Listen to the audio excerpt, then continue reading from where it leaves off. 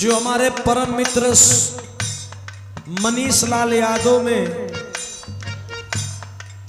और ज्योति यादव में, दोनों लोग में समय समय की बात है सहयोग करते हैं। आपके द्वारा सम्मान किया गया, मैं बहुत बहुत धन्यवाद देता हूं। हमारे बड़े अच्छे मित्र हैं मनीष, इस समय नाराज चल रहे हैं।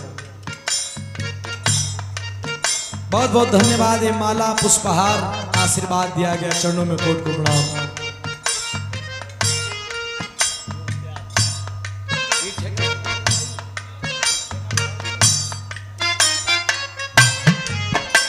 अरे जनमों से ज्यादा तोहरा से प्यार भइल रहे,